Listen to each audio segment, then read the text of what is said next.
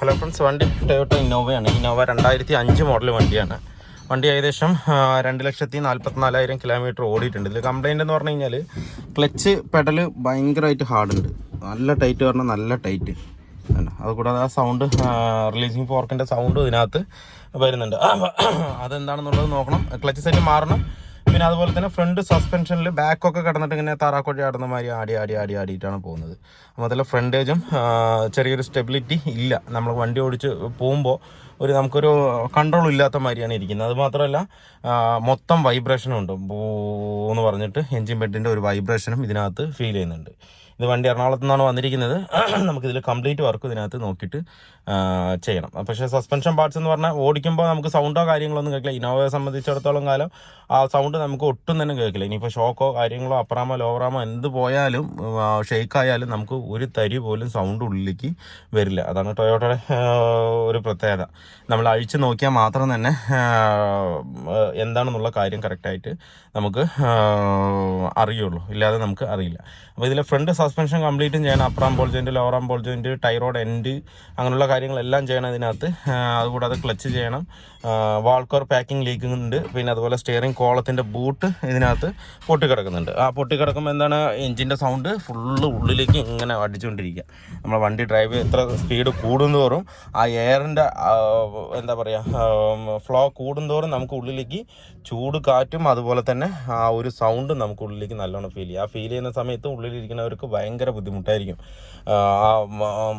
Out സൈഡിൽ സ്മെല്ലും അതുപോലെ തന്നെ അതിൻ്റെ ഹീറ്റും ആ ഒരു സൗണ്ടും എല്ലാം കൂടെ വരുമ്പോൾ ആകെ ഒരു അസ്വസ്ഥതയാണ് കസ്റ്റമർക്ക്, ഉള്ളിലിരിക്കുന്ന ആൾക്കാർക്ക് നല്ല ബുദ്ധിമുട്ട് ഫീൽ ചെയ്യും. അപ്പോൾ ഇതൊക്കെ സീൽഡ് ആക്കിയാൽ തന്നെ നമുക്ക് പക്കയായിട്ട് യാത്ര ചെയ്യാൻ പറ്റുള്ളൂ. കസ്റ്റമർക്ക് പ്രത്യേകിച്ചുള്ള കംപ്ലൈൻ്റ് ആണ്. എന്താണെന്ന് വെച്ച് കഴിഞ്ഞാൽ ഉള്ളിലിരിക്കും ഒരു യാത്ര ഒരു 100 കിലോമീറ്റർ ഓടി വന്നു കഴിഞ്ഞ് കഴിഞ്ഞാൽ ആകെ ക്ഷീണം, ഛർദ്ദിക്കാൻ വരിക, അതുപോലെ തന്നെ ടയേർഡ്, അങ്ങനെയൊക്കെയാണ് പറയുന്നത്. പക്ഷേ ഇന്നോവയിൽ അങ്ങനെയൊന്നും വരാൻ പാടില്ല. നമുക്ക് ഒരു 1400 കിലോമീറ്റർ ഓടിച്ചാലും ഫ്രീ ആയിട്ട് വന്ന് ഫ്രീ ആയിട്ട് പോകണം. അങ്ങനെ ആയിരിക്കണം വണ്ടി. അപ്പോൾ ഈ ഒരു കംപ്ലൈൻറ്റുകളൊക്കെ ഉള്ളത് കൊണ്ടാണ് ഈ ഒരു നമുക്ക് എന്താ പറയുക ഈ ഒരു പ്രശ്നം നമുക്ക് ഫീൽ ചെയ്യുന്നത്. അപ്പോൾ ഇത് ഇത്രയും വർക്കുണ്ട്.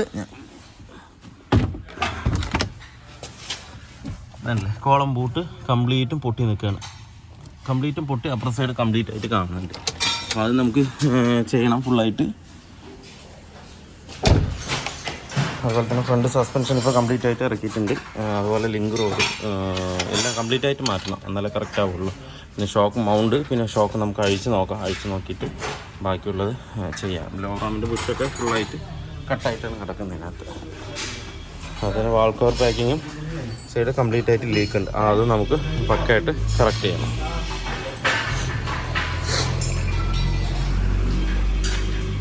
അപ്പോൾ നമ്മുടെ ഇന്നോവയുടെ വർക്ക് ഏകദേശം കംപ്ലീറ്റ് ആയിട്ടുണ്ട്. ഇനിയും ബാക്കിയുണ്ട്, ബാലൻസ് വർക്ക് ഉണ്ട്.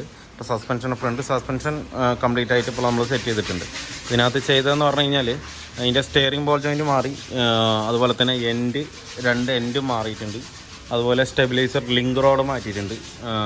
അതുപോലെ തന്നെ അപ്പറാമിൻ്റെ ബോൾ ജോയിൻറ്റ്, ലോവറാമിൻ്റെ ball joint, front suspension full kit, bush kit, പിന്നെ അതുപോലെ ഷോക്ക്, ഗബ്രിയലിൻ്റെ ഷോക്കും അതിൻ്റെ കിറ്റ്, അതിൻ്റെ മൗണ്ട്, ഇത്രയും സാധനമാണ് രണ്ട് സൈഡ് മാറി. എന്ന് വെച്ചാൽ സസ്പെൻഷൻ്റെ ഫുൾ സെറ്റ് ഇതിനകത്ത് നമ്മൾ ചേഞ്ച് ചെയ്തിട്ടുണ്ട്, കണ്ടില്ലേ. അതുപോലെ തന്നെ ഫ്രണ്ടിലെ ബ്രേക്ക് പാഡും ഇതിനകത്ത് നമ്മൾ മാറ്റിയിട്ടുണ്ട്. കട്ട് ബുഷ് മാറ്റി വിടുന്നു കേട്ടോ, മറക്കണ്ട. അല്ല ബ്രേക്ക് പാഡ്, അതുപോലെ തന്നെ കാലിപ്പർ പിൻ സെറ്റ് കംപ്ലീറ്റ് ആയിട്ട് രണ്ട് സൈഡും മാറ്റുന്നത്. വെച്ച് കഴിഞ്ഞാൽ ഒരു സൈഡ് മാത്രമാണ് ബ്രേക്ക് പാഡ് തേയുന്നത്. അത് പിന്നെ നല്ല സ്റ്റക്കും ഉണ്ട്, ലൂസ് ഉണ്ട്. അപ്പോൾ നമ്മൾ കാലിപ്പറിൻ്റെ പിൻ സെറ്റും കംപ്ലീറ്റ് ആയിട്ട് തന്നെ സെറ്റ് ചെയ്തിട്ടുണ്ട്. ഫ്രണ്ട് രണ്ട് സസ്പെൻഷൻ ഫുള്ള് ചെയ്തിട്ടുണ്ട്.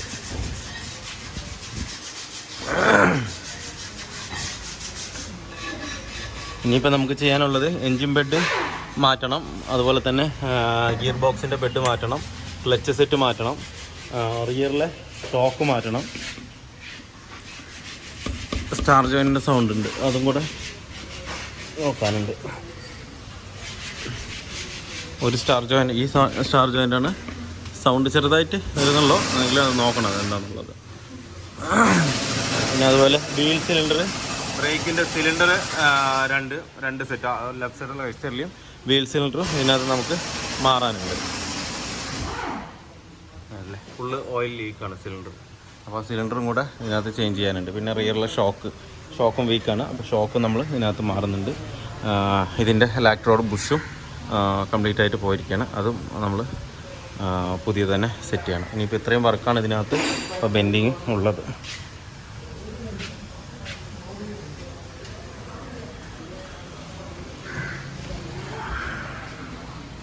അപ്പോൾ ഇന്നോവിടെ ക്ലച്ച് സെറ്റ് നമ്മൾ അഴിച്ചത്.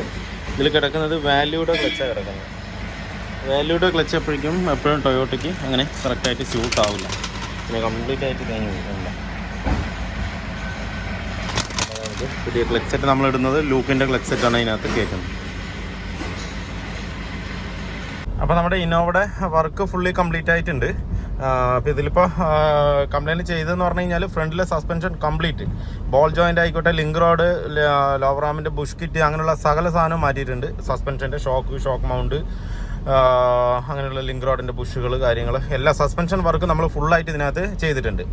അതുപോലെ തന്നെ റിയറിലെ 2 ഷോക്കും മാറ്റിയിട്ടുണ്ട്. പിന്നെ അതുപോലെ ലാക്ട്രോഡിൻ്റെ ബുഷ് പോയിട്ടുണ്ടായിരുന്നു, അത് നമ്മൾ ഇതിനകത്ത് ചേഞ്ച് ചെയ്തിട്ടുണ്ട്.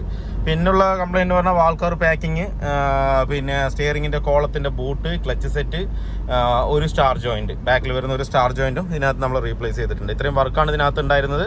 അലൈൻമെൻറ്റിന് ചെറിയൊരു വ്യത്യാസം എന്ന് വെച്ചാൽ നമ്മൾ സസ്പെൻഷൻ കംപ്ലീറ്റ് മാറ്റിയത് കൊണ്ട് അലൈൻമെൻറ്റ് റോങ് ആയിട്ടാണ് കിടക്കുന്നത്. അലൈൻമെൻറ്റ് എന്തായാലും ചെയ്യണം. ബാക്കി എല്ലാ വർക്കും നമ്മൾ പെർഫെക്റ്റ്ലി ചെയ്തിട്ടുണ്ട്. ക്ലച്ചൊക്കെ ഇപ്പോൾ പഴം പോലെ നല്ല സ്മൂത്തായിട്ട് വർക്ക് ചെയ്യുന്നുണ്ട്. അതുപോലെ തന്നെ പുള്ളിങ് ആയിക്കോട്ടെ, നമ്മൾ ചെറുതായിട്ട് ആക്സേഷൻ കൊടുക്കുമ്പോഴത്തേക്കും 60-80 കിലോമീറ്റർ സ്പീഡിലേക്ക് നമുക്ക് കവർ ചെയ്യാൻ പറ്റും. 50 കിലോയാണ് പോകുമ്പോൾ കാല് കൊടുക്കുന്നതിനനുസരിച്ച് നമുക്ക് കയറുന്നുണ്ട്.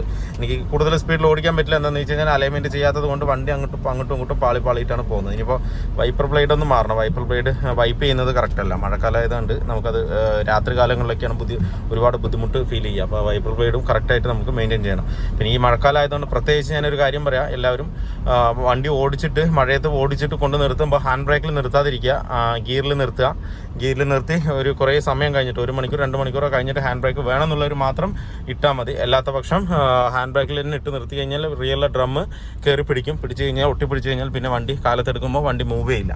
അപ്പോൾ ആ കാര്യമൊന്നും മഴക്കാലത്ത് പ്രത്യേകം ശ്രദ്ധിക്കുക. പിന്നെ അതുമാത്രമല്ല, പിന്നെ എന്താ പറയുക, ഈ റോട്ടിലൊക്കെ കുറേ വെള്ളവും കാര്യങ്ങളൊക്കെ ഉണ്ടാവും. ആ വരുന്ന സാഹചര്യങ്ങളിൽ ഇന്നലെ എനിക്കൊരു വണ്ടി വന്നിട്ടുണ്ടായിരുന്നു, വോൾസ്വാഗൻ പോളോ. ഇതുപോലെ വണ്ടി റണ്ണിങ്ങിൽ പോയിക്കൊണ്ടിരിക്കുകയായിരുന്നു. മഴവെള്ളം നിൽക്കുന്നു, കുഴി കണ്ടില്ല, വലി വീണ് ഫ്രണ്ട് സസ്പെൻഷൻ കംപ്ലീറ്റ് ആയിട്ട് ലെഫ്റ്റ് സൈഡിലെ സസ്പെൻഷൻ കംപ്ലീറ്റ് മാറ്റേണ്ട ഒരു അവസ്ഥ വന്നിട്ടുണ്ടായിരുന്നു. അപ്പോൾ അതാ പറയുന്നത്. അപ്പോൾ റോട്ടിലൊക്കെ വെള്ളം കാണുകയാണെന്നുണ്ടെങ്കിൽ മഴയത്ത് പോകുമ്പോൾ ഒന്ന് നിർത്തി പയ്യെ എടുത്തിട്ട് പോവുക. അധികം വെള്ളത്തിൽ ഇറക്കാതെ നോക്കുക. ചിലപ്പോൾ നമുക്ക് അതിൽ അറിയില്ല എത്രത്തോളം വലിയ കുഴി ഉണ്ടാവും, എങ്ങനെയാണെന്ന് കണ്ടില്ലേ. ഇപ്പോൾ ഇതൊക്കെ വെള്ളമുണ്ട്. അപ്പോൾ ഈ വെള്ളത്തിൽ നമ്മൾ അറിയാതെ ഇറക്കി കഴിഞ്ഞാൽ ആ സൈഡ് കുഴിയാണെന്നുള്ള കാര്യം നമുക്കറിയില്ല, അത് നമുക്ക് കാണാനും പറ്റില്ല.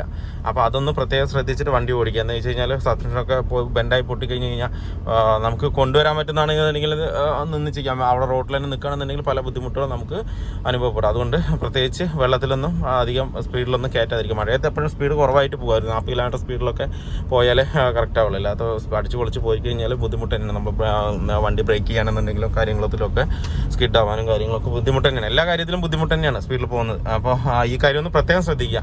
അങ്ങനെ ഒരു അനുഭവം കിട്ടിയതുകൊണ്ട് പറഞ്ഞെന്ന് മാത്രം. പിന്നെ അതുപോലെ ഹാൻഡ് ബ്രേക്ക് ഇടാതെ വണ്ടി നിർത്താൻ നോക്കുക. ഗിയറിലിട്ടിട്ട് ഒരുപാട് കുത്തനെ ഇറക്കമൊക്കെ ആണെന്നുണ്ടെങ്കിൽ കല്ല് വെച്ച് നിർത്തുക, ഒരു സ്റ്റോപ്പർ വെച്ച് നിർത്തുക.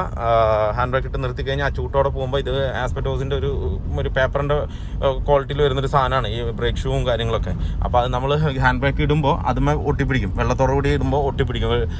പിന്നെ നമ്മൾ കാലത്ത് വണ്ടി എടുക്കുമ്പോൾ അത് കംപ്ലീറ്റ് ആയിട്ട് സ്റ്റക്കാകാൻ സാധ്യതയുണ്ട്. അപ്പോൾ അതൊന്ന് പ്രത്യേകം ശ്രദ്ധിക്കുക. അപ്പോൾ അങ്ങനെ ഇതിൻ്റെ എൻജിൻ മൗണ്ടും ഗിയർ ബോക്സ് മൗണ്ടും മാറിയിട്ടുണ്ട്. അപ്പോൾ പിന്നെ നമുക്കിത് ഇപ്പോഴും ഞാനിത് 3rd ഗിയറിലാണ് പോകുന്നത്.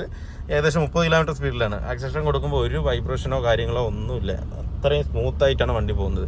നമുക്ക് യാതൊരുവിധ ഇളക്കോ യാതൊരുവിധ അബ്നോർമൽ സൗണ്ടോ ഒരു ബൊറെന്നുള്ള സൗണ്ടോ ഇറിറ്റേറ്റിംഗ് സൗണ്ടോ ഒന്നും തന്നെ നമുക്ക് ഇതിനകത്ത് ഫീൽ ചെയ്യുന്നില്ല.